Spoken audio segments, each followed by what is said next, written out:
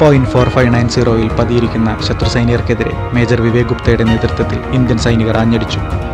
രാജാ രാമചന്ദ്ര കി ജയ് എന്നലറി വിളിച്ച് ശത്രുവിന്റെ ബങ്കറുകൾക്ക് നേരെ അവർ തുരുതുര നിറയൊഴിച്ചു. മെഷീൻ ഗണ്ണുമായി പോരാടിയ ദിഗേന്ദ്രകുമാറിന്റെ നെഞ്ചിലേറ്റത് 3 വെടിയുണ്ടകൾ.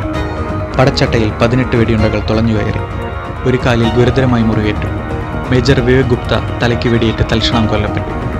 ബൻവർ സിംഗ് ഭക്കറും ലാൻസ് നായിക് ജസ്വീർ സിംഗും നായിക് സുരേന്ദ്രയും നായിക് ചമൻ സിംഗും വീരമൃത്യു വരിച്ചു.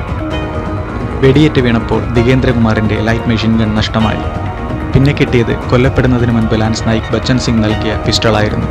അതോടൊപ്പം മുറിവേറ്റ് പിടയുന്ന സുൽത്താൻ സിംഗിൽ നിന്ന് ഗ്രനേഡുകളും സ്വീകരിച്ച് വർദ്ധിത വീര്യത്തോടെ ദിഗേന്ദ്രകുമാർ പോരാടി. പാക് സൈന്യത്തിന്റെ 11 ബങ്കറുകളും നശിപ്പിക്കപ്പെട്ടു.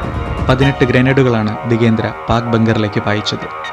എതിർ ക്യാമ്പിൽ നിന്ന് മേജർ അൻവർ ഖാൻ ദിഗേന്ദ്രയ്ക്ക് നേരെ വെടിയുതിർക്കാൻ ശ്രമിച്ചു.